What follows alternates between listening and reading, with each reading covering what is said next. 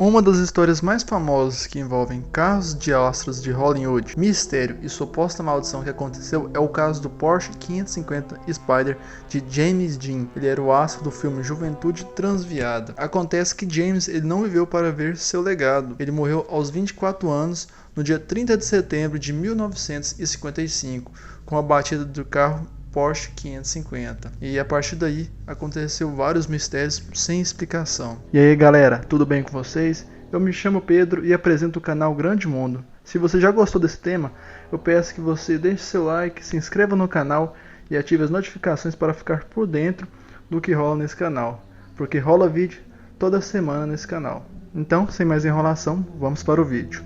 Tudo começou quando o ator ele comprou seu carro em 1955.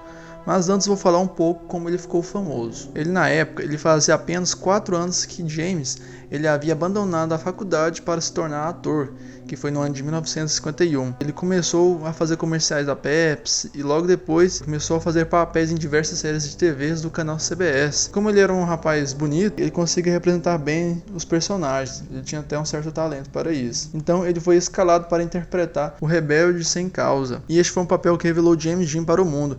E com isso ele começou a melhorar bastante sua vida financeira, né? Então antes de comprar o Porsche, que aconteceu todo o acidente, no ano de 1954 ele comprou o MG-TD, que é um clássico feito para acelerar em estradas. Em pouco tempo ele começou a se interessar por automobilismo. Quando ele começou a ver, ele já estava participando de corridas com seu carro. Então, como ele começou a ter sucesso no cinema, no ano de 1955, James ele trocou seu MG por um Porsche 356 Speedster, nome que eu também não sei muito pronunciar, mas é mais ou menos isso. Ele é um modelo mais esportivo, também é usado em corridas. Mas aconteceu que James ele não ficou muito tempo com esse carro, porque durante as gravações de Juventude Transviada, logo ele arrumou o seu carro 550 Spider, que aí começou a história do Pequeno Bastardo, que foi o nome que ele deu para esse carro. E a partir desse carro começou todo o mistério e toda coisa estranha que começou a acontecer.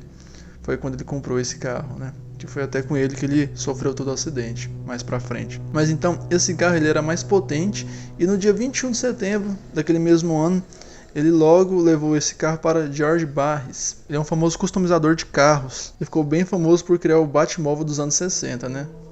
Então ele pegou o carro de Jim e customizou o carro mexendo nos bancos. Ele desenhou o número 130 no capô, nas portas e na tampa do motor. E foi aí que ele deu o apelido Little Bastard, né? Que foi dado por um amigo dele, Bill Hickman, que é amigo de James, né? Que é o Pequeno Bastardo. Com isso o autor ele pediu para um outro customizador também, chamado Jim, que era xará dele também, com o mesmo nome. E ele trabalhava na mesma rua que George Barris. E foi esse outro customizador que pintou o apelido na lataria do carro, né? Mas depois de toda essa customização, o James ele não ficou muito tempo com esse carro, né? Foi nesse meio tempo que ele supostamente foi atingido pela maldição. Que no dia 23 de setembro de 1955, 2 dias depois dele comprar o Porsche, o Jim levou o carro para o seu amigo Alec Guinness para ele dar uma olhada, para ele conhecer o carro. Mas é aí que a coisa começa a ficar bem esquisita. Que Guinness, amigo Jim, ele falou que o carro tinha uma aparência sinistra e que se James entrasse no carro, ele poderia ser encontrado morto dentro dele e na semana seguinte. Olha que esquisito, né? Imagina você levar um carro para um amigo seu e ele falar isso. E pouco tempo depois foi que aconteceu o acidente, ele morreu. Assim, pode ser coincidência, mas é bem esquisito, né? Mas aí James não deu muita moral para isso. E mesmo assim, já próximos daquele dia, ele já teria uma corrida para fazer. Essa corrida estava marcada em Salinas, na Califórnia, para os dias 1º e 2º de outubro daquele ano, de 1955. Então James Dean, inicialmente ele tinha decidido transportar o carro num caminhão até o local da corrida. Mas a ideia ela acabou sendo posta de lado porque ele queria ter uma noção do carro, como é que esse carro comportaria na rua, né, para dar uma aquecida nele. Mas mesmo assim os amigos de Jim falaram que isso seria muito perigoso ele fazer isso, né, porque o carro era bem potente, né, bem forte. Mas mesmo assim ele foi. Então, no dia 30 de setembro, depois de 1 hora de viagem, ele chegou em um cruzamento próximo à cidade de Cholame. O James ele avistou um carro que seguia na contramão. E na mesma hora ele gritou a seguinte frase: ele tem que parar, ele tem de nos ver. Mas assim não aconteceu, né? O carro não viu e não parou. Então Jim bateu em um Ford Custom Tudor, que é um modelo de 1950 conduzido por Donald, que ele seguia na contramão e não percebeu a presença do Porsche prateado. O acompanhante de Jim partiu uma perna e sofreu múltiplas contusões e cortes por todo o corpo, mas a estrela de Hollywood faleceu a caminho do hospital.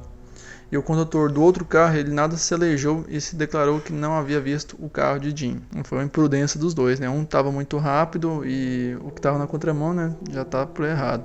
Porque acontece que antes de acontecer esse acidente, o ator ele já tinha sofrido até uma multa por excesso de velocidade, né? Então quer dizer que ele estava muito rápido na rua. E a partir de agora fica mais estranha essa história depois dessa morte do Jim. A trajetória do carro depois do acidente, ele reforça uma ideia de maldição mesmo, que enquanto o dinheiro de seguro foi para a família de Jim, o customizador George, ele comprou os restos do carro pouco depois do acidente.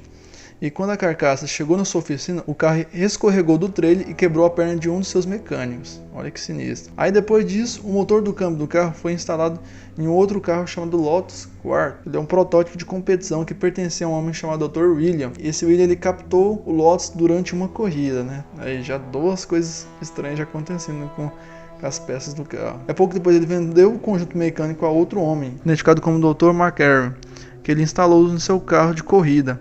E na primeira prova que ele usou o carro saiu da pista e bateu em árvore e ele morreu no local. Essas histórias é toda contada pelo próprio George, né, o customizador. Mas tem gente que fala que ele inventou toda essa história para aproveitar o momento de fama que o carro estava tendo, né? Mas aí logo depois, outro de seus clientes, ele tinha comprado a caixa de velocidade do veículo e ele sofreu um violento acidente. Ainda assim sobreviveu e falou que o automóvel ele parece que ganhou vida e travou bruscamente, sem qualquer explicação. Então dá pra ver que todas as partes do carro que foi colocado em carros diferentes aconteceram acidentes, coisas bem sinistras e estranhas, né, sem explicação. Mas também não foram só compradores que sofreram com a maldição deste carro. Os ladrões também sofreram. O menino que tentou roubar o volante, que pertencia a Jim, ele cortou o braço sem explicação de como que aconteceu isso. Mas já no ano de 1959, já sob custódia de outra pessoa na cidade de Fresno, na Califórnia, o carro ele estava na garagem guardado e ele pegou fogo. E misteriosamente o Porsche ele ficou quase intacto, ao contrário do restante dos carros que estavam lá. Eles ficaram destruídos com as chamas do fogo. Então George ele emprestou a carroceria do Porsche 550 para ser exposta num certame sobre a segurança rodoviária de Miami, no estado de Flórida. E mais uma vez, quando o carro foi colocado em cima de um caminhão que ia transportar ele para Los Angeles, outro acontecimento estranho aconteceu. O carro desapareceu misteriosamente, nunca chegando ao seu destino, no lugar que ele servia de exposição, né? Ele não conseguiu chegar lá, né? Fala que ele sumiu de uma forma que o carro caiu do caminhão e não sabem aonde que ele foi parar, né? Ele continua um verdadeiro mistério, ou várias coincidências, né? Mas, no entanto, rodou uma notícia que pode dar esperança a quem procura os restos, possivelmente para destruir toda essa carcaça logo. Porque ofereceram até dinheiro para quem soubesse aonde que está o restante do carro. Então, um homem que ele não se identifica, ele afirma ter visto o seu pai e outros homens escondendo os restos do Porsche atrás de uma parede falsa em um prédio na cidade de Whitcomb County, que fica no estado de Washington. Gente, vocês ignoram minha pronúncia em inglês porque é horrível, eu sei. O diretor do museu, Brian, fala que o homem que forneceu todos esses detalhes, ele fala que ele passou por um teste polígrafo, aquele famoso detector de mentiras, né? Mas mesmo assim, ainda não foi achado nada no carro e continua um verdadeiro mistério. Mas e aí? O que vocês acham? Isso foi uma maldição ou só coincidência, né? De tantos fatos ruins aconteceu com essa lataria do carro. Quero que vocês falem aí nos comentários. Mas por enquanto isso, e até a próxima. Fui!